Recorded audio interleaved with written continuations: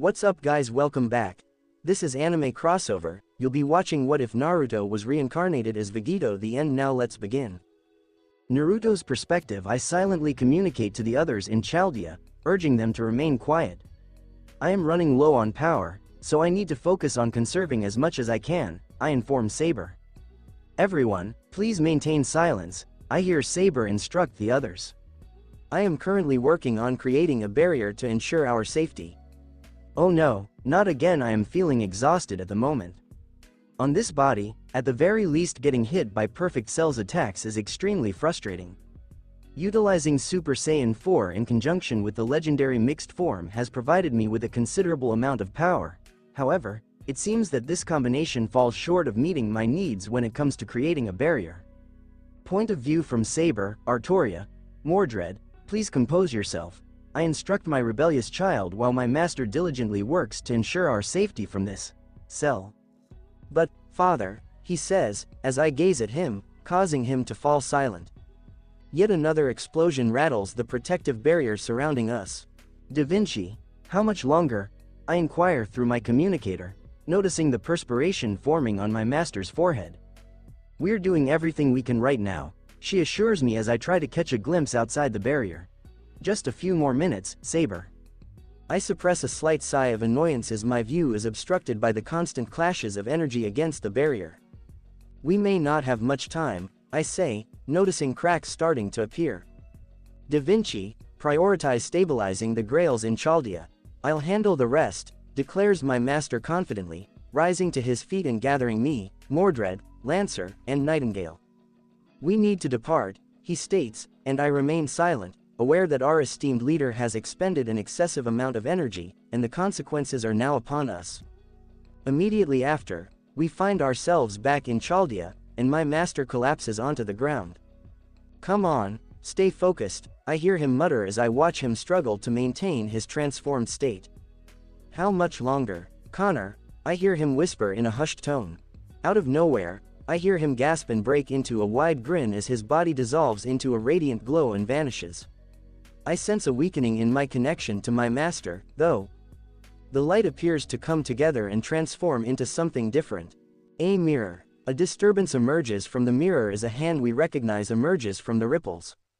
I am filled with joy as I realize what happened. My superior has at last arrived. I can perceive and observe the command seals on his hand. Finally, I am here, I hear him say with a sense of accomplishment as he finally arrives. I notice his distinct attire and pause for a moment. He is dressed in a sleek black GI, paired with a form-fitting orange undershirt. There is a noticeable distinction in his demeanor. There is an undeniable aura of authority and admiration that emanates from him.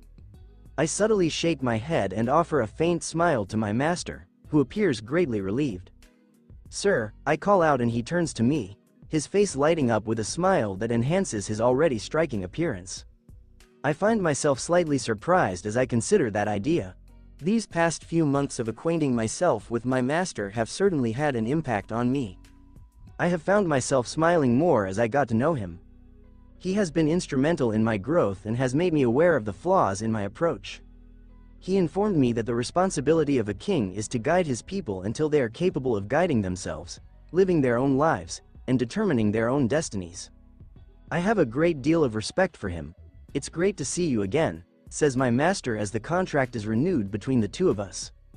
Hey, Olga, he addresses the director as she turns her gaze towards him. I have brought some additional assistance, he states, and another individual enters the room. Instantly, my senses heighten as I sense an aura emanating from him. Divinity, observing the other servants, it is evident that they also sense it. That felt strange, he remarks as I finally pay attention to his attire. He is dressed in a sleek, fitted leather suit that is predominantly white, adorned with elegant gold accents. A sword is holstered at his waist, and he completes his ensemble with a cape featuring delicate gold trims. The golden S symbol on his chest is truly striking. Hey, everyone, this is Connor, my master says, introducing him to us with a discerning gaze. So they are the servants. They appear to be a different kind of beings, perhaps bestowed with extraordinary abilities, murmurs the individual named Connor, mostly to himself.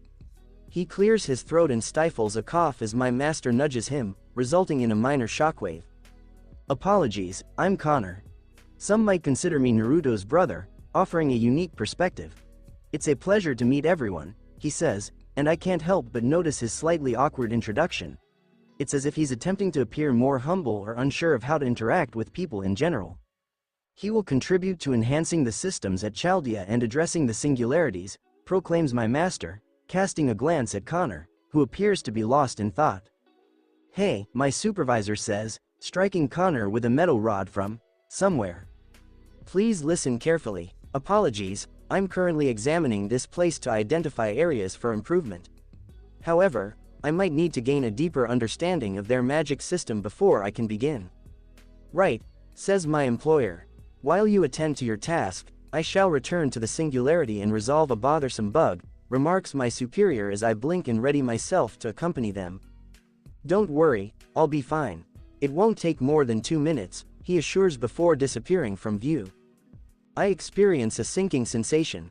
Oh, wise mentor, you imparted upon me the wisdom of avoiding self-sabotage. Why, then, did you choose to disregard your own teachings?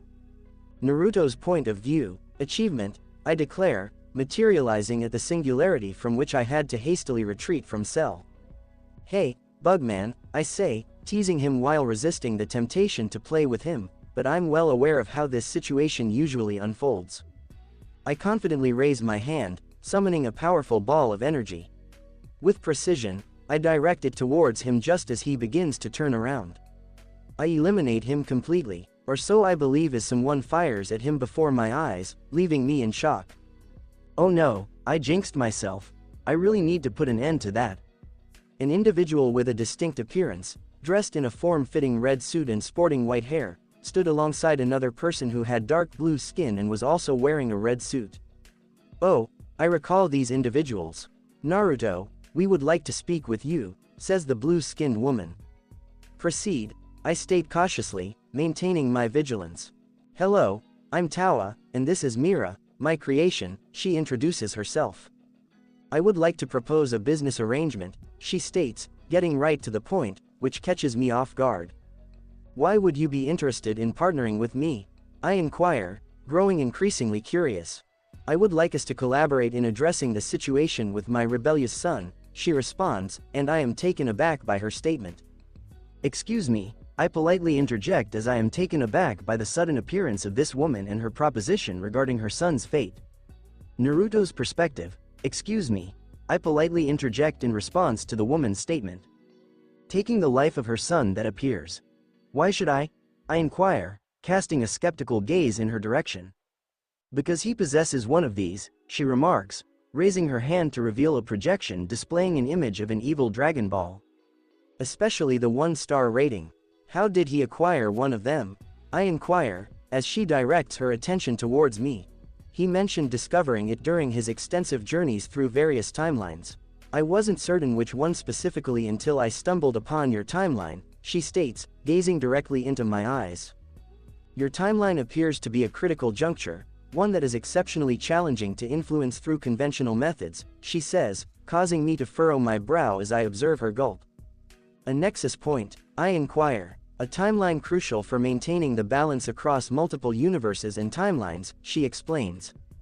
Nevertheless, it seems that external factors have had an impact on your timeline. It has encountered alternate realities, resulting in waves of distortion emanating from that specific point of contact. If I had intervened in any manner within your timeline, Zeno's power would have been completely eradicated, she explains.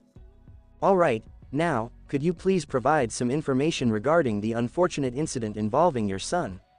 I inquire, temporarily setting aside my inquiries about Zeno for the time being. My son became aware of these other realities, she starts, her eyes filled with a troubled expression. He changed. And even though we are demons, he just continued to embrace it, she says, closing her eyes slightly as her staff illuminates, revealing another projection. You, I remark, as I come to the realization that she is sharing her memories with me. She is walking to what appears to be her son's place and suddenly pauses as the sounds of screams emanate from within. The image remains frozen. Hearing screams like that is a common occurrence for us, but there was something unsettling about it, she remarks as the projection resumes and she opens the door. I am appalled by the projection. I have experienced Vegeta's memories and have been exposed to unimaginable horrors that would shatter the sanity of an ordinary individual. But this one, though, is extremely disturbing. Mother, a voice says from her side, and I notice a purple-skinned man with pointy ears. What brings you here today? He inquires, holding up a tray filled with tools stained with blood. I haven't seen you in a while, she responds, but I can sense a hint of unease in her expression as she gazes at the machinery. Oh, I've been quite occupied, Mother. Remember those other realities we discovered? He asks with great enthusiasm. Yes, why, I successfully obtained these subjects for experimentation. It's truly remarkable, Mother.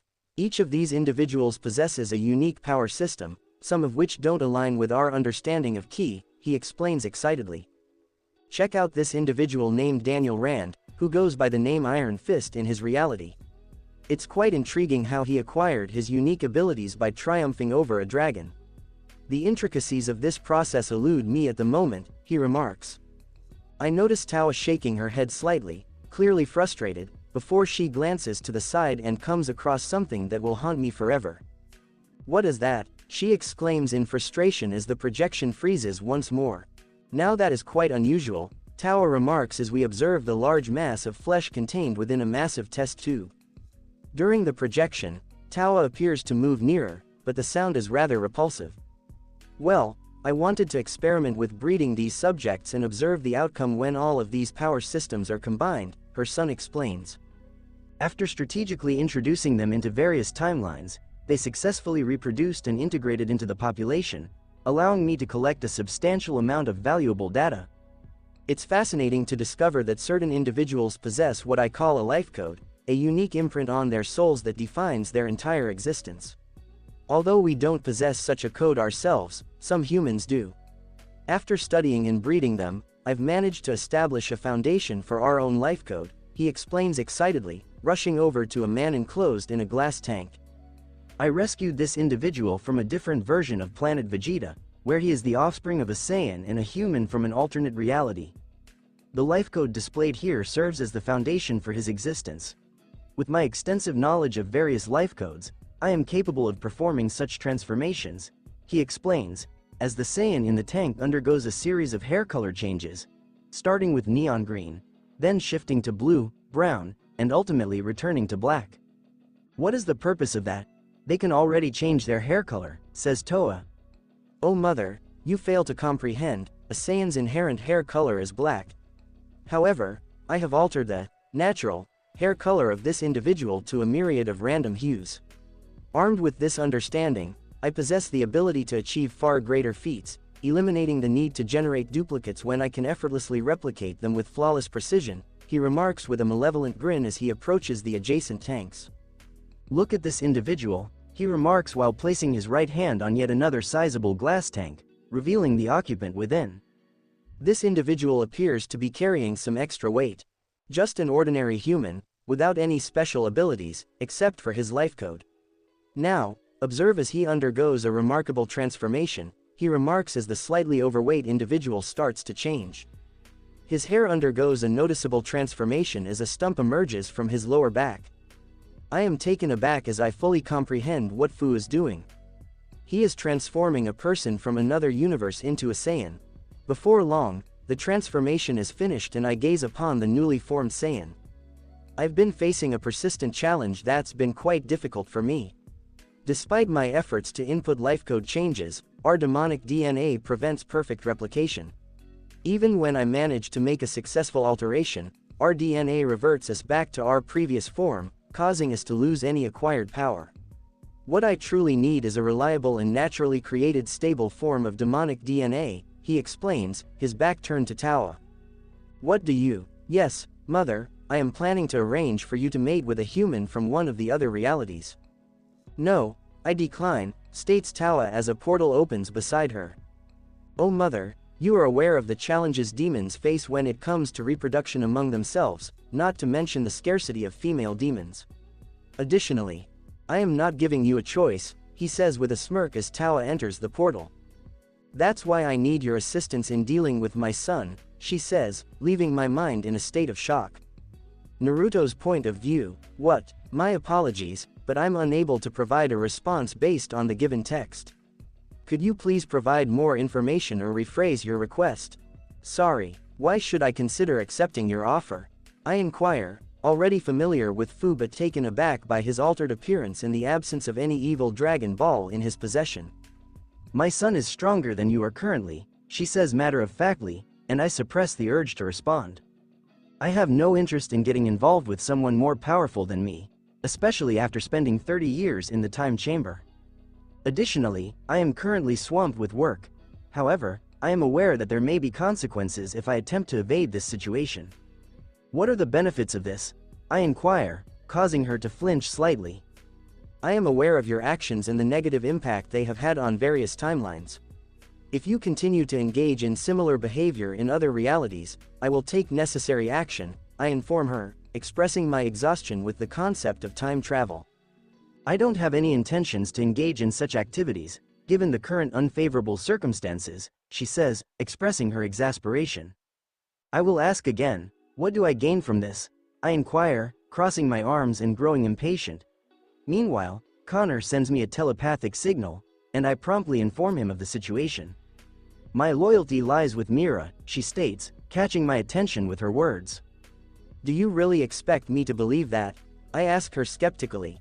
You attempted to undermine the integrity of history purely for your own amusement. Furthermore, your actions have revealed a malevolent nature. Consequently, it is exceedingly difficult for me to place any trust in your words, I express to her, causing a noticeable frown to appear on her face. My son is aware of your existence, she states. I will deal with him at a later time if he dares to cross my path. She firmly grips her staff before letting out a sigh and redirecting her attention towards me once more. What do you recommend then? She inquires. I have expertise in magic, and I am confident in my abilities, I confidently state. With the power of magic materialization, I effortlessly conjure a long piece of paper and a pen, and proceed to meticulously document my desires. I couldn't help but smirk at the contract that I meticulously crafted and strengthened with my mystical abilities. Read it, I will not make any alterations to it. You have the options of either agreeing, departing, or if you wish, I can eliminate you immediately, I state menacingly, releasing a small amount of God Ki to emphasize my stance. Both she and Mira flinch slightly, and my eyes widen as I successfully demonstrate something. Based on my understanding, Mira possesses the ability to battle against Super Saiyan gods, indicating that I may have acquired a significantly earlier iteration of both individuals. Yu. She stops abruptly, her eyes widening with anger as she finishes reading the contract. I simply smile at her. I haven't been treating her fairly at all. I will not be present. Tawa Pav, why is this? I fall silent as I carefully review every detail in this contract, which is brimming with powerful enchantments. Tawa is committed to carrying out any order from Naruto, regardless of its nature or potential embarrassment. Tawa will ensure that she strictly adheres to all future orders without attempting to exploit any loopholes. Towa is committed to ensuring Naruto's safety and providing him with protection. Towa will prioritize Naruto's best interest. Towa will always remain loyal to Naruto. Towa is committed to maintaining a peaceful demeanor unless she is compelled to protect herself. Naruto will possess Tawa's soul completely and utterly. Towa is committed to assisting Naruto in any endeavor he chooses to pursue. I examine the slave contract in my hand. I would reject it outright if the situation wasn't so dire. Furthermore, if I were not a demon, I am curious about the identity of the demon in this situation. I have exhausted all possibilities. I am being pursued by powerful forces. The Time Patrol has been completely wiped out, and I am uncertain of Chronoa's fate, although it is likely that she has perished. Farewell. Mechikabura is retreating in a hasty manner. The demon realm has been nearly obliterated, with only small remnants remaining that even Zeno and Salama would approach with caution. I am not a fighter, darn it. I won't be able to contend with Fu, let alone the formidable deities that are pursuing me. However, I am running out of options, and it seems that this version of Naruto is significantly more powerful and has the potential to surpass all others while also ensuring my safety. I take a deep breath and accept the contract with a sense of professionalism. Desperation can drive people to do unexpected things, but it's worth noting that Naruto is not known for being unreasonable. I can only hope now that he won't assign me a task that is beneath my professional standards. I observe Mira, who has become much more compliant since I completely reconstructed him to ensure he would genuinely heed my instructions. I accept, I state calmly, making a small incision on my wrist. I watch as my blood gracefully flows onto the bottom of the paper, causing it to transform into intricate chains. These chains gracefully encircle my entire body, causing a slight frown to appear on my face as I anticipate their next move. They firmly grasp and gradually constrict around me, eventually penetrating my very essence. I cannot help but release a sound of pleasure as the chains intertwine with my soul. However, they don't cause any significant harm to it. Instead, they deeply affect my soul, entwining themselves in a manner that would devastate my very being if I were to oppose Naruto. However, it's still an uncomfortable experience. Now, come with me, Naruto instructs me, and I sense the chains in my soul tightening ominously. Yes, I respond as he gestures towards his back and I gently place my hand on his back. Mira tightly clings to me as we suddenly transport to another location, where I am immediately captivated by the abundant presence of soul manifestations in this reality. I observe the individual adorned with an emblem on his chest and carefully observe the unique aspects of his being. He possesses hidden depths, yet seems to restrain himself at all times. The immense authority possessed by divine authorities gives him an almost otherworldly presence, but what truly stands out is the transparency of his soul. With just a single glance, it becomes evident that he willingly exposes his innermost self to others. It is evident that he has been involved in both terrible acts and remarkable deeds throughout his life. He has achieved a sense of inner harmony. However, there was something in his eyes that bothered me the most. Something that I found quite tiresome in the demon realm. Insanity. His eyes betray a sense of insanity, the type of insanity that compels me to seek refuge in the presence of Naruto for my safety. That creature, whatever it may be, I prefer to minimize the amount of time I spend in that vicinity. Hey everyone, I wanted to let you know that there won't be a chapter released this Friday or Monday. I'll be traveling to attend a funeral for a close family friend who was like an aunt to me when I was growing up. The chapters for Wednesday and Friday of next week will be longer than usual. Naruto's perspective, you know, staring at me like that won't solve anything, I say to Olga, who continues to gaze at me with a lifeless expression. I believe she is malfunctioning, remarks Connor, glancing between Olga and me repeatedly. I understand that she may not be accustomed to the challenges we are currently facing, but... Quiet down, Olga exclaims at Connor, who raises an eyebrow in response. It's been quite some time since someone last asked me to be quiet, he remarks with a hint of amusement. Are you being serious at this moment? Hey, you know my empire, I have people who greatly admire me at this point, he tries to justify himself. Just find another place, okay, I say, gently massaging my forehead. Wow, it feels like I'm dealing with someone who lacks maturity. Wow, he definitely comes across as one. Oh no. How did you manage to find your way here? Olga asks, her tone filled with surprise and disbelief. I notice Tawa and a noticeably submissive Mira beside her, but quickly shift my focus back to Olga. I've had enough of this, Romani, Da Vinci, you two handle this. If you need me, I'll be in my office, enjoying some TV and indulging in ice cream, she says, turning around and walking away. Well, there she goes, remarks Romani with an expression that indicates his desire to do the same. What should we do now? Connor inquires. We complete the remaining singularities, I inform him. Furthermore, we must exercise caution to prevent any further harm to human history, remarks Connor, surrounded by a stack of books. I would recommend that we divide our efforts and concentrate on individual aspects instead, but that would not be a wise decision, Connor says, casting a meaningful glance in my direction. We must remain united. It is crucial that we all unite and face this challenge as a team, as our collective survival depends on it. We should address the issue at its source. Perhaps I could appropriate this timeline, Connor suggests in my mind. Oh, you mean, yes, last option, I suggest, which Connor agrees with since he has mentioned it before, although he hasn't achieved complete success yet. I regret to inform you that it would not be feasible for any of you to accompany us, I explained to the servants. Despite my presence, it would be necessary to prioritize their safety and avoid putting them in harm's way. We are strong and capable. I'm sorry to say this, but you seem to lack strength, Connor interrupts Mash. We will be facing formidable beings capable of shattering the earth with a mere blink, he continues, and he is not entirely incorrect. The level at which we will likely be engaging in combat surpasses the known capabilities of servants.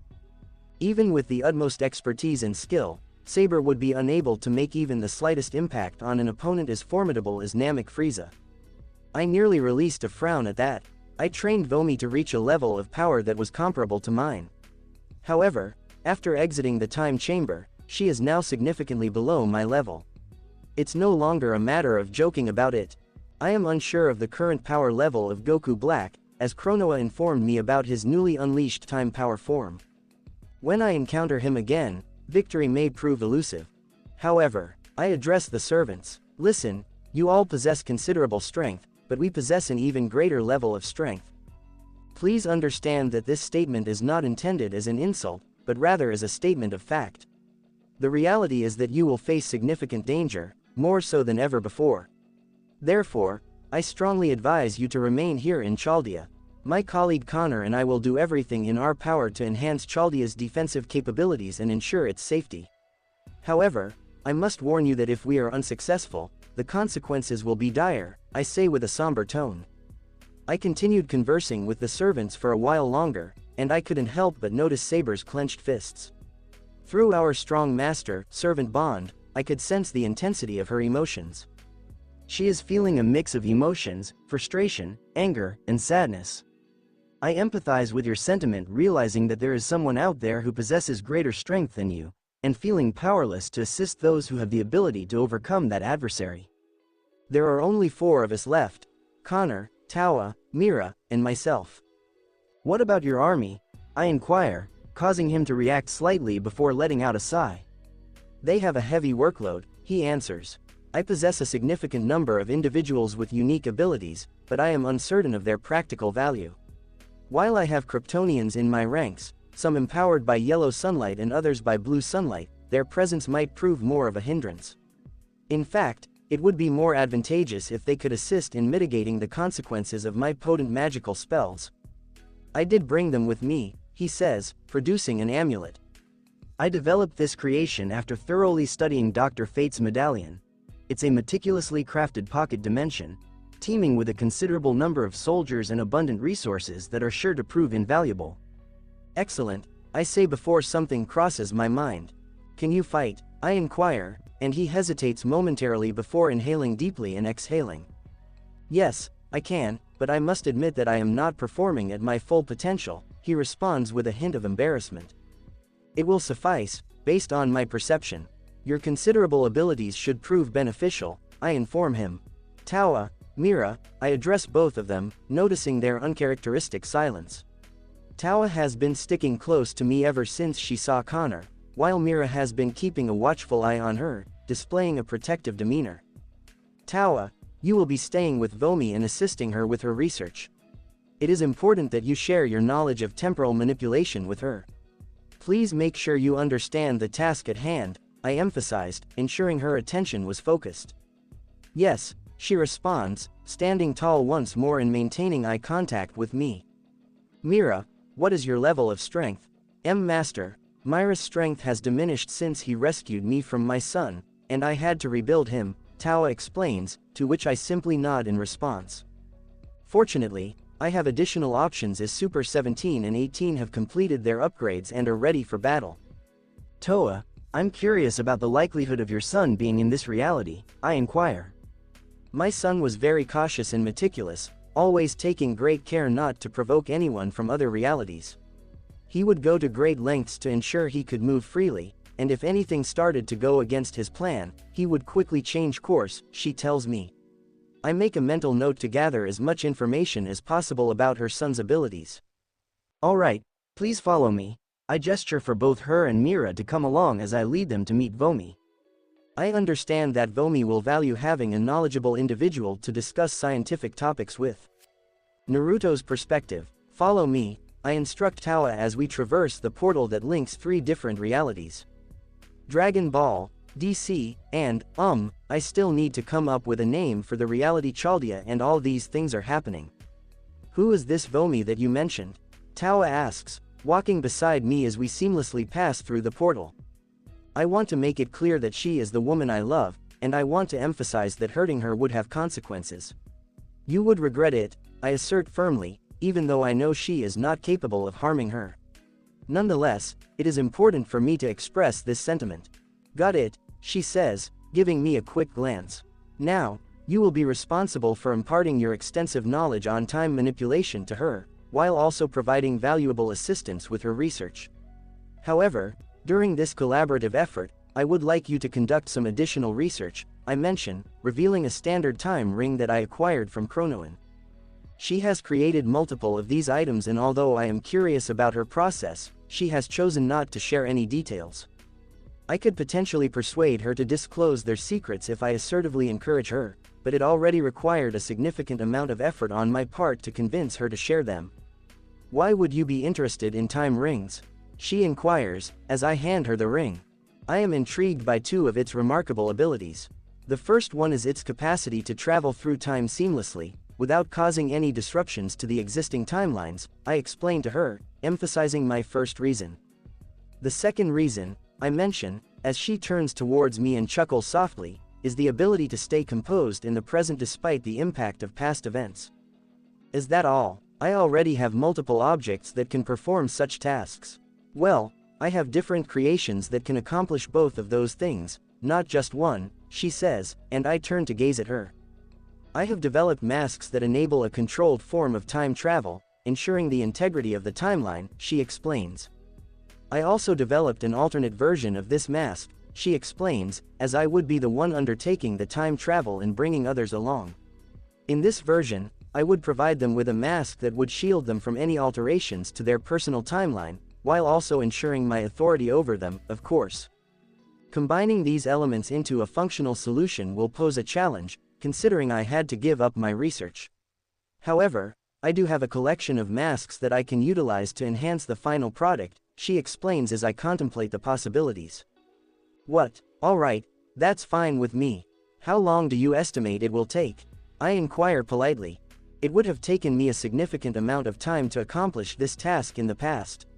However, with the time ring at my disposal, I estimate that it would only require 6 to 8 years of study. Perhaps even less if I had access to my notes. Of course, I haven't factored in Vomi's assistance in this matter, she remarks, carefully examining the time ring as a mesmerizing display of red and green magic unfolds before her. It's truly impressive to observe such a remarkable demonstration of magical prowess that I must humbly acknowledge my own limitations in harnessing temporal magic. You can see it, of course, you can, she scolds herself. Why wouldn't I be able to see it? I inquire, as she raises an eyebrow in response. It should have been apparent, but individuals who are not well versed in magic often struggle to perceive its presence visually. They must attain a significant level of expertise and accumulate extensive knowledge about magic to observe its more intricate manifestations, she explains. I express my gratitude for this insight, as it was an observation that had eluded me until now. Given that magic is often overshadowed by ki, it is not surprising that its subtleties often go unnoticed. Considering the contract that you made me sign, plus the fact must mean that you are highly skilled in the field of magic. Although I knew of your desires towards the dragons, I was unaware of the extent of your expertise, she says, and I can see the irritation in her eyes, to which she notices me observing her and clears her throat discreetly. Why are you feeling frustrated? I inquire, prompting her to turn to the side with a sigh. I'm really frustrated because it never occurred to me to utilize them for this purpose. I've dedicated centuries to traveling through different timelines, collecting fragments of forgotten or lost magics. And now, I've come to the realization that I could have simply wished for a complete archive of magical knowledge. It's quite aggravating, she says, her eye twitching. I would like to express my desire to smile, as it is something I truly want to do. There are countless wishes that could have been asked for. Frankly, if someone were to put considerable thought into it, they could desire a multitude of intricate things. Wow, King Piccolo could have easily granted him the title of ruler of Earth with a single wish. He emerged victorious. Certainly, individuals would have continued to defy him, but he would maintain control. I have verified the extent to which wishes can be fulfilled. It is remarkable to see the tremendous growth in the population of the Namekians since my last visit. One could only hope for such prosperity for their own planet and its people. There are approximately 2,000 Namekians, most of whom are still young but have become significantly stronger than before. I had multiple gravity chambers constructed around the villages to provide the Namekians with a professional environment for exercise and training, enabling them to improve their physical fitness and increase their strength. I have accomplished a great deal for the Namekian people. I utilized the Dragon Balls to grant the Namekians the ability to meet their basic sustenance needs on a daily basis. I also desired a protective shield to deter those with malicious intentions from discovering them, and this shield becomes increasingly formidable as more Namekians come into existence. The barrier efficiently absorbs the surplus energy from the planet and its inhabitants, ensuring the well-being of both the environment and the living creatures within. I didn't have to pay anything, and the people there absolutely love me. I maintain a composed expression as my thoughts wander to the vastness of the universe. I disregard it. I am not skilled in my field. However, that doesn't imply I am incapable of showing kindness. The Namekians will be fine. I shake my head in disbelief as we finally arrive at one of Vomi's labs scattered across the universe. What I observe causes me to pause. Vomi, what are you up to? I inquire, noticing her holding a coffee mug and flashing me a smile. Before me stands a creature that I didn't expect to encounter anytime soon. I have the modified cell right in front of me. Naruto's point of view. Why is he present, and how did he reach his final state? I inquire of Vomi, who wears a smile reminiscent of a mad scientist, which I must confess is quite captivating. Well, I recall your previous statement regarding Chirona's role as the Supreme Kai of Time, which is no longer the case, and her possession of time manipulation abilities, she begins, prompting me to give her a scrutinizing look. What did you do? I inquire in a hushed tone. I may have persuaded her to accelerate Cell's growth rate and bring him to his final form. I created clones of 17 and 18, made some modifications, and had Cell absorb the clones, she explains. I gaze at her, silently acknowledging her words. So, what were you intending to do? I inquire. Well, do you recall our discussion about the mortal level? She inquires, to which I affirm with a nod. I successfully implemented modifications to Cell, enabling him to reproduce like Namekians. Additionally, I ensured that the offspring would be born in an incomplete state, which is where the clones come into play. Each mini-cell will possess a power level equivalent to their fathers at birth, and it will take them approximately 3 to 4 years to reach adulthood. At that point, I will provide them with the modified clones to help them achieve their own completed form. This process will then be repeated, she concludes with an unsettling grin, and I observe her for a moment. Well, the matter has been resolved, I suppose. Observing Tawa, it is evident that she is quite impressed. What? Vomi, this is Tawa, Tawa this is Vomi. I introduce them to each other as they assess each other. Greetings, I am Tawa, a scientist from the demon realm. I must admit, your project is truly impressive. If even half of what you said comes to pass, it will serve as ample evidence of your remarkable intellect, she says to Vomi, momentarily taken aback before regaining her composure. Thank you, she says, extending her hand to Tawa. As Naruto already mentioned, my name is Vomi. Excuse me, I say, calling out to her. Tawa is highly knowledgeable in the field of time manipulation, combining scientific and magical approaches. She is eager to share her expertise and assist you in your projects, I inform Vomi, noticing her slight confusion. I send her a telepathic message, assuring her that I will provide a detailed explanation either tonight or at a later time. I am currently feeling a bit confused. She ponders, examining me for a moment before shifting her attention to Tawa. They engage in a conversation about some of the smaller projects that Vomi is currently involved in. I give them space to become more familiar with each other, but not before I send a reminder to Tawa to conduct herself appropriately. She disregarded me. As I exit the room, I catch a glimpse of Vomi and Tawa engrossed in a discussion about one of her projects. It's clear that they are both professionals, exchanging ideas and insights. I am pleased she has made a friend. As I depart from my base and return to Chalia, I unveil a fragment of true North metal graciously bestowed upon me by Connor. With the help of a powerful tool called structural analysis, I thoroughly examine it, resulting in a slight smile despite the intense headache it gives me. I can now reproduce it, but wow, this is definitely one of the most intense headaches I've ever experienced. Also, wow, North metal is incredibly powerful. Nevertheless, I possess the expertise to faithfully reproduce North metal in its most refined state, having meticulously studied its transformation from 10th metal. But, what on earth? North metal is incredibly powerful, but 10th metal is even more superior. Connor mentioned that my staff might be from the Dragon Ballverse version, but it was quite surprising. I have some reservations about providing Connor with additional North metal. The range of possibilities with this is truly remarkable. To be honest, I am considering whether or not to continue creating any more of it. However, I trust Connor to use it responsibly. I shut my eyes at that. Sorry, but he will not. He will likely utilize it to further strengthen his harem. Just moments before we finished the portals, he made a highly inappropriate comment about his encounters with Wonder Woman, her mother Hippolyta, and someone named Mara. I express my disapproval with a dismissive gesture. I understand his intentions to utilize it for his army harem, but currently, I strongly believe that we will require assistance from every possible source. As I observe Chalia, I notice Connor diligently working to enhance and modify the wards, also known as bounded fields, throughout the area. It's impressive to see their dedication and commitment. Despite my disappointment with this version of humanity, I must acknowledge their ability to make the most of the resources they have and achieve personal growth. Given their pursuit of the glory days of magic, it's hard to entirely fault them, despite their questionable motives. However, they did transform into something akin to parasites.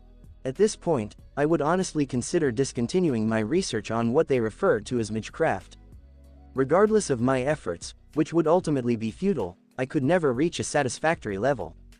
It would be extremely challenging to develop a proficient understanding of elemental magic within a typical human lifespan, even with access to all the resources of our modern era.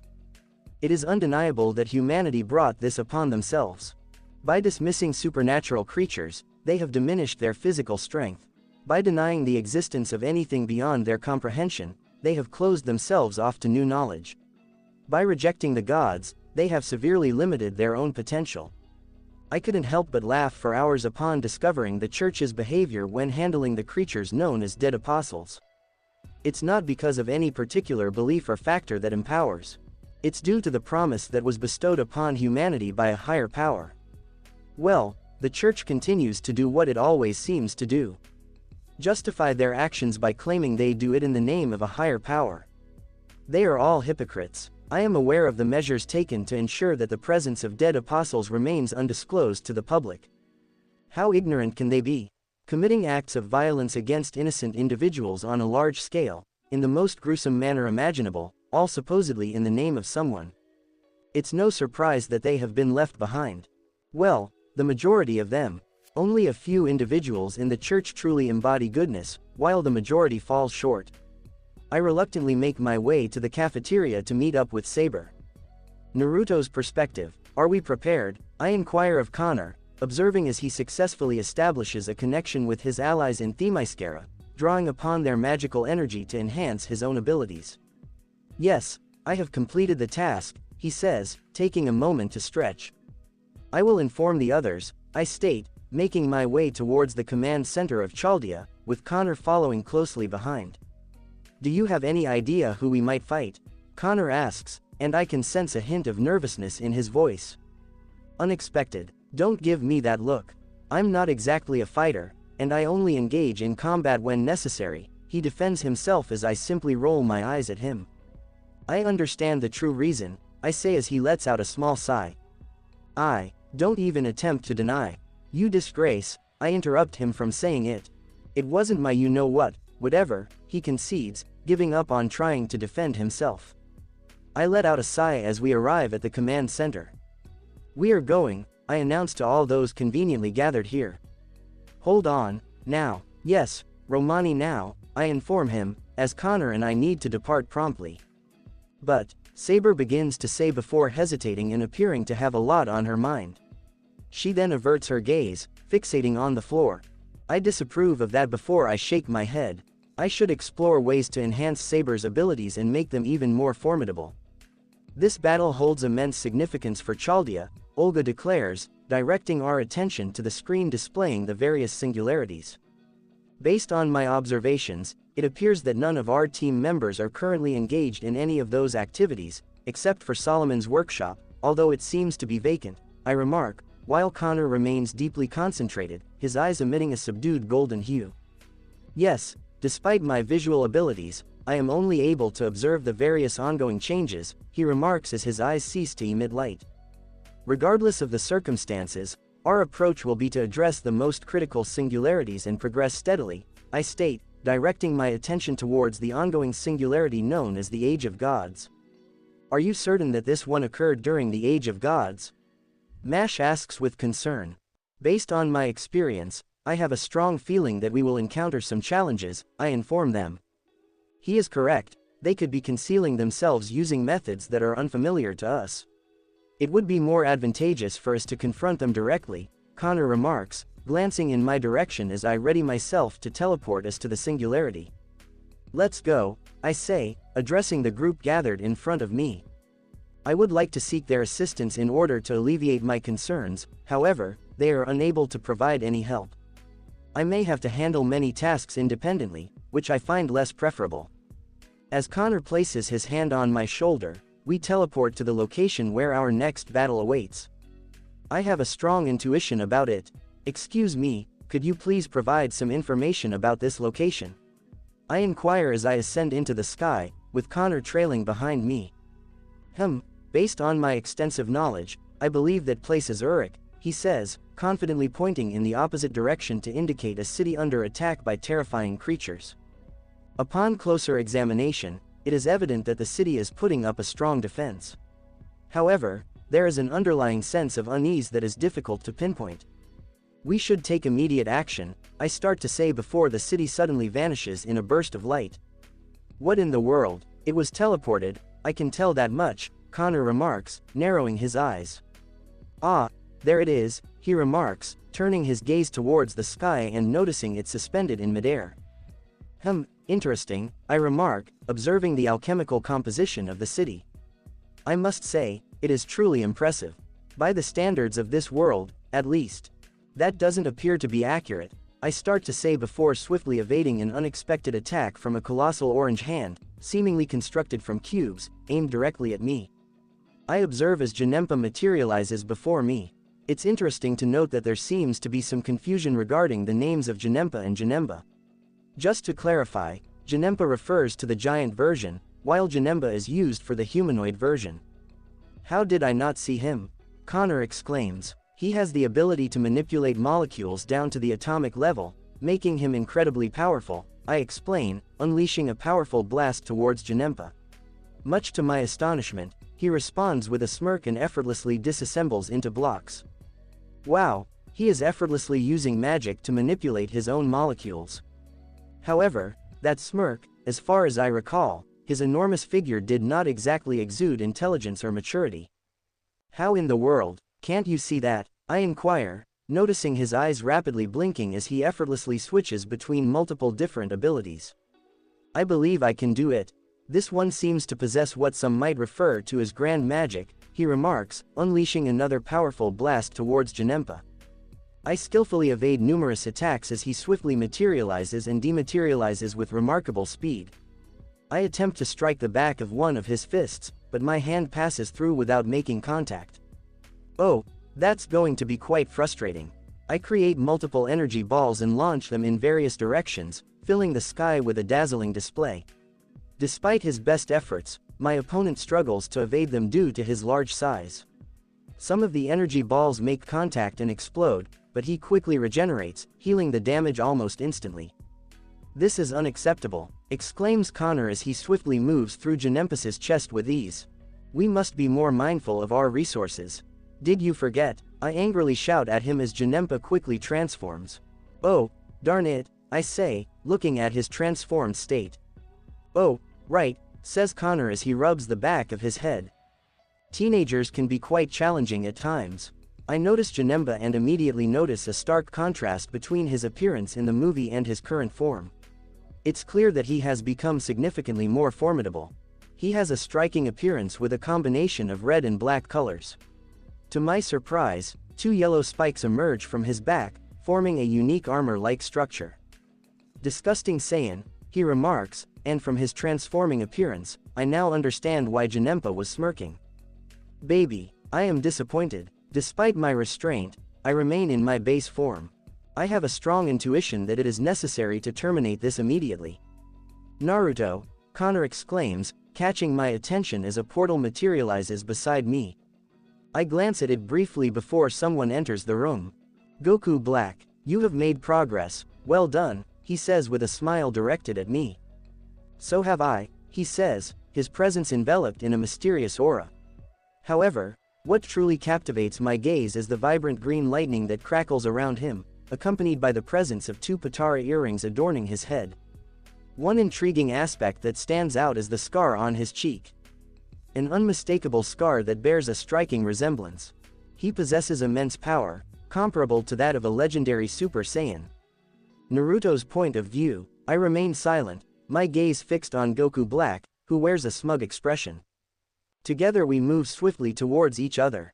Our fists clash with incredible force, but our unwavering control prevents a devastating shockwave from being unleashed. I swiftly defend against Black's kick, using my left arm to block it. In response, I counter with a punch aimed at his face, but he skillfully catches it with his left hand. We engage in a brief struggle, during which I widen my eyes and release a powerful blast from them. However, my opponent skillfully evades it, allowing me to break free. Swiftly, he spins around and launches a kick towards my chest, but I manage to grab his leg and use it to draw him closer. Seizing the opportunity, I throw a punch towards his chest, but he skillfully blocks it. Seizing the moment, he forcefully strikes me in the face with his right hand. I maintain a focused gaze as I deliver a powerful blow to his abdomen. Swiftly distancing myself from him, I notice the minuscule wounds inflicted on my face almost effortlessly mend, as if they were never there to begin with. I perceive him as a source of vibrant energy that emanates as he gazes at me. "Well, that's quite bothersome." He abruptly ceases speaking, effortlessly intercepting a punch from Connor and generating a tremendous shockwave, all without even glancing in his direction. "I will attend to you later," declares Goku Black, hurling Connor towards me. I swiftly catch him and promptly deflect a ki blast into the sky. "Connor, please handle Janemba while I focus on Black," I instruct him. He promptly departs without uttering another word, leaving me to confront Black once more. I observe Black as he gazes at me, sensing his contemplation. I instinctively raise my defenses while maintaining a subtle smile. "That will suffice," he says, hastily approaching me. I skillfully parry some of his attacks and counter with my ki claws, swiftly extending and retracting them. I catch him off guard as a ki blade emerges from my right foot, seemingly hidden in my boot. It swiftly cuts his chest, leaving him visibly surprised. He instinctively moves backward and touches the blood, only to witness a peculiar sight, a divine crimson energy seeping out and healing the wound. His remarkable energy is aiding in his healing process. Attempting to engage him in combat as an ordinary individual will prove to be ineffective. He possesses a higher level of expertise than I do in this particular situation. Training for 3 decades in the time chamber has revealed the multitude of advantages that the gods possess over ordinary mortals. In a scenario where a mortal and a god possess equal skills and overall power, the god would emerge victorious due to the inherent advantages bestowed by God Ki. Gods have a higher resistance to damage from mortals, making it easier for them to nullify ki-based attacks and much more. Gods have the ability to bypass these passive advantages, and they can even disrupt the healing abilities of other gods. I exhale as I briefly observe Connor engaged in combat with Janemba. Honestly, he's doing quite well and it's clear that Connor is making progress. I elevate my god ki to the surface, reaching a level where I can inflict significant damage upon my opponent without the need for transformation. Black gives me a stern look before I unleash my attack on him. With expert precision, I swiftly move my hands, causing him to bleed profusely. A powerful surge of divine energy in the form of fire attempts to heal him, but I can't help but notice that the process is taking considerably longer than anticipated. I am taken aback as he starts to shout for a moment as he powers up. Super Saiyan Rose. I confidently grin as I transform into Super Saiyan Blue. After 3 decades of rigorous training and guidance from celestial beings, I have finally achieved this remarkable milestone. I received training in both the physical and mental aspects of my body. Whis focused on enhancing my physical abilities, while Vados helped me develop my mental strength. We engage in another intense battle, soaring through the sky amidst a vibrant display of blue and crimson hues. Our speed reaches such incredible levels that the sky itself seems to be transformed by a divine energy. Neither of us were able to gain an upper hand over the other. A thought arises in my mind as Goku Black effortlessly deflects a barrage of ki blasts. I start to gradually tap into the immense power of the Kaioken technique and swiftly charge towards my opponent. Gradually catching him off guard, I start to deliver a series of successful strikes. I narrow my gaze, sensing that he is withholding a significant amount. I hear Connor in my mind. At the same moment I sense 2 distinct auras, indicating a delay. The Crimson Dragon balls. What could be the reason for his delay? Oh, goodness gracious, I exclaim as a rather intriguing power starts to emanate from the earth. Whatever he is doing doesn't seem to align with the Singularity's goals, Connor comments again in my mind. Closing parenthesis. I freeze in terror as an arm pierces through my chest, my eyes widening in disbelief. The sheer magnitude of Goku Black's power is overwhelming. His fur has a dark pink color and his hair bears a striking resemblance to Goku's when he transforms into Super Saiyan 4. With unwavering precision, he swiftly extends his arm to the side, causing me to audibly express my discomfort as his arm, infused with ki, swiftly carves through the right side of my torso, narrowly avoiding a fatal injury. With utmost efficiency, I quickly reform myself by harnessing my Majin abilities. I can't believe it was that simple, remarks Goku Black. What was? I inquire, as I undergo a remarkable transformation into my own divine rendition of Super Saiyan 4. In terms of appearance, the distinction between my Super Saiyan 4 form and its divine counterpart lies in the fact that the latter boasts a striking, vibrant crimson-red hue. There is no visible aura, as the only power that can be detected is a subtle hint of red. Impressive, remarks Goku Black, acknowledging your remarkable growth in power. I observe with great satisfaction that he appears to lack a strong understanding of his own divine form, as power consistently seeps from his body. Recognizing his immense power, I realize that I am more dominant than him in my current state. However, the situation swiftly shifts as his hair and fur undergo a dark purple transformation, a telltale sign of destruction ki. This narrows the power gap between us significantly, leaving me with a grim realization. Chronoa mentioned that he absorbed Toki Toki to enhance his abilities, but he has not made any attempts to manipulate time. Fortunately, I still have my reliable Mark to assist me if the situation becomes challenging. We quickly approach each other, and upon impact, a powerful surge of energy emanates from the point of contact. However, it appears that only Black's side is experiencing this release of power, as my own strength remains contained. I suppress a smile at the progress that I have made. I need to wrap this up soon. Utilizing my skills to enhance my abilities, I deliver another powerful blow to his chest. However, I can sense that he has effectively neutralized most of the impact, leaving me slightly taken aback. That is going to be bothersome. Naruto's point of view. I deliver a powerful blow to Goku Black's face, swiftly countering his failed attack on me. He is propelled backwards with great force. The force behind that punch could have annihilated this entire singularity, and perhaps even this entire universe, had I not exercised restraint. Oh my goodness, I have successfully harnessed such immense power, leading me to a profound realization. I am incredibly strong. I observe Black as he calmly adjusts his nose, showing no signs of discomfort. He gazes at me briefly before vanishing from sight. I successfully block a kick and strategically strike his knee with my elbow. Remarkably, his leg remains mostly intact as he unleashes a powerful blast, causing my hand to be forcefully moved from its grip on his leg. He swiftly turns and strikes me on the head before stepping back to create some distance. I quickly move towards him, and as I do, a series of powerful blasts made from destruction ki materialize and start heading in my direction. I skillfully evade some of them and unleash a powerful attack on one that took the form of a Destructo disc. As I approach him, he readies himself for another confrontation, this time wielding a key scythe. With each powerful swing, his weapon effortlessly cuts through the air. I notice a few hazy figures and my attention is drawn to Black, who locks eyes with me. Suddenly, I find myself surrounded by multiple replicas of him. While engaged in combat with his clones, I observe Goku Black directing his attention towards the area where Connor is battling Janemba. Sorry, but that's not going to happen. Efficiently boosting my abilities, I swiftly eliminate his duplicates and advance towards him as he initiates his movement.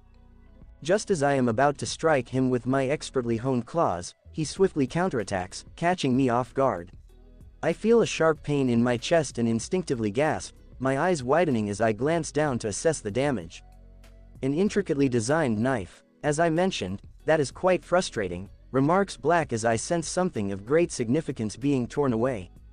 My eternal existence. The item has suffered damage. I feel a deep sense of distress as the safeguards I meticulously established are broken, and I sense a part of me slipping away. Goku Black is unable to remove the core of my immortality, but currently, my immortal soul has been directly harmed by him. However, that is not aligned with his desired outcome. I gaze into his eyes, my focus unwavering as I swiftly draw him nearer to me, my arm firmly gripping the knife. Seizing the moment, I conjure a blade of ki in my right hand and drive it into his heart, coinciding with the emergence of a radiant halo of power behind him. I give my all as Goku Black chuckles, forcefully removing his arm from my grasp, the ornate knife still clutched tightly in his hand. I am completely taken aback and I regain my composure, only to witness his sudden disappearance through a portal. Darn it, I mutter, gasping in discomfort as my spirit strives to heal from the harm. Returning to my base, sensing Janemba's power fading and Connor approaching me. "Hey, what happened to you?" he inquires as I quickly reach into a pouch in my pocket that I had prepared for situations like this, and retrieve a soul-soothing bean. As I put it in my mouth, I can feel a numbing sensation enveloping my soul. The bean is offering some relief, although my soul remains damaged. "We were deceived," I respond to him, and just as he is about to speak, a surge of power emanates from the earth. We instinctively turn our heads in unison, only to witness the presence of an enormous woman with scaled hands and feet, and two prominent horns adorning her head. "Can you hear me?" Da Vinci inquires through my communicator. "Who is that?" Connor asks, his surprise evident as he gazes at the woman. "I agree," I say. "That is Tiamat, the goddess of beginning," Romani answers, providing an explanation of who Tiamat is and what happened to her. "You know, that's why I prefer the gods of my reality," I convey to Connor through telepathy. Closing parenthesis. If everything you mentioned is accurate regarding their abilities and Beerus' current workload, I must admit that I prefer your gods over those of Earth, Connor remarks, while I observe the city suspended in the sky. A blonde figure, almost resembling gold, locks eyes with Connor and me before shifting attention to the woman who is channeling her magical energy into a captivating song, giving birth to life. "Wow, that's quite a spectacle," remarks Connor as we both observe the city unleashing a barrage of weapons from their magical cannons. I observe with curiosity as a man with vibrant green hair releases a set of chains that swiftly ensnare the formidable Tiamat. Is Uruk the floating city in the sky? Olga interrupts our observation. "Uruk, oh, yeah, the so-called first human civilization or something," I remark, shaking my head. "I am addressing this singularity at the moment," I state calmly as I prepare a powerful blast to neutralize Tiamat. I pause as I come across something truly captivating in the city. A mysterious figure with fiery red eyes staring at me. Connor as well. However, the main focus appears to be on me. I observe something quite intriguing as I direct my attention towards Tiamat. There is a strong internal drive compelling her to take action. "Well, there's no better time than now," I remark as I swiftly appear in front of her within moments. I observe one of her crimson eyes and raise an eyebrow in curiosity as she appears fully engrossed in the airborne metropolis. I gently place my hand on her forehead and take a moment to understand the situation from her perspective, which is encompassed by countless spiritual chains. She is not resisting because she is unable to do so. There appears to be an external force governing her physical actions. These chains are undeniable evidence. I observe the smoky figure before me, sensing its intense desire to express its anger towards me due to the information I have uncovered. Well, this provides a comprehensive explanation. I couldn't help but burst into laughter.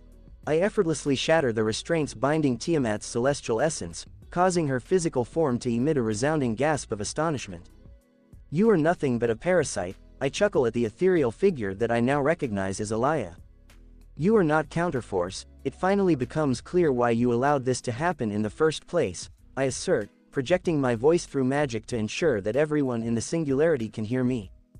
Alaya made a significant error. She utilized a significant portion of her expertise to ensnare Tiamat. To accomplish this, she utilized a form of magic that drew upon the power of her own soul, a sight that I recently witnessed. Alaya Azar was a woman who sought power through any means, and I mean any means, I begin to say, as my newfound knowledge of Alaya's origins seems to shake the entire singularity. Naruto's perspective, Alaya was an exceptionally skilled individual, and her abilities as a seer were unparalleled, thanks to her unique talents, I remark as I review Alaya's memories. She witnessed the consequences of her cruel and wicked actions, realizing the path she had chosen. Filled with anger, she embarked on a mission to annihilate humanity. In response, Gaia, the earth itself, stepped in to eliminate her, but Alaya, seizing a chance, saw that the counter-guardians, once champions of Gaia, now protected the world from any threats that endangered humanity and the planet as a whole. I emphasize the importance of this to the attentive audience at Chalia. Alaya captured the weakest guardian and started to gain a deeper understanding of Gaia. Over the years, while evading the counter-guardians, she discovered a vulnerability, I clarify. Humanity's collective will. She skillfully tapped into it and started harnessing the energy from the humans surrounding her. A mere few dozen humans wouldn't suffice, so she sought to gather more. Even hundreds or millions of humans wouldn't meet her needs. With determination, she delved deeper and stumbled upon something truly intriguing. What she accomplished is undeniably remarkable. She took the bold step of abducting a deity in her quest to unravel the mysteries of their existence and potentially acquire a specific divine authority. Her intention was to wield this authority to exert control over humanity. Although she did discover something, it wasn't precisely what she had hoped for. However, her time was running out, as the more powerful counter-guardians were soon to be dispatched to put an end to her endeavors once and for all. Now this is something that caught my attention when I had the opportunity to delve deeper into it. As Alaya started gaining recognition as the embodiment of humanity's will, she also started to weaken the connection between humanity and the planet. Paradoxically, she grew more powerful while draining humanity of their own power, which gradually diminished with each new generation. However, it would be unfair to solely blame Alaya for this situation. She bears at least 40% of the responsibility, but humanity itself played a role in its own decline, I regret to say, by making choices that can only be described as foolish. I address the people of Chalia. Some individuals, who consider themselves superior, believe they are entitled to dominate everything in their surroundings. However, a few humans, particularly those with the ability to wield magic, started to observe the growing envy among those who lacked magical powers. So, society had different approaches when it came to individuals with magical abilities. They would either imprison them, although this was quite uncommon, eliminate them, or subject them to torture in an attempt to discover a method for others to acquire magical powers, I explain, reflecting on the memories that Alaya attempted to implant into Tiamat via the concept known as spirit origin. Alaya couldn't tolerate this because with the demise of magic wielders, she feared that she would be unjustly forgotten. So, she started exploring alternative methods to trouble humanity, by draining them of their magical abilities. With each new revelation, her power continues to increase. However, her exploitation of humanity is taking a toll on their energy.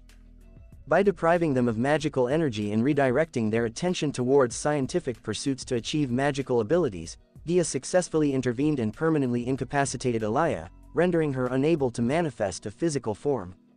This marked the beginning of the conflict between Gaia and Alaya, which eventually reached a point of equilibrium. Gaia established a new realm for humanity, while Alaya took on the task of compelling those who were now separated from Gaia to depart from the planet. I conclude, providing a concise overview of the agreement between Gaia and Alaya. Now, Chalia didn't have any strong feelings towards humanity at first. In the beginning, she was indifferent towards the descendants of the inhabitants of the garden. After being used and abandoned by the one she loved, I start to mock Chalia for her decision. Then she started feeling envious of humanity's successful love stories, reflecting on her own choice to abandon her original purpose and develop feelings for someone she shouldn't have. I smile as I sense the growing intensity of rage and hatred within the singularity. "Are you for real?" asks Connor with a smile on his face, and I nod as I know that he caught onto Chalia's real identity. What did that person do to her?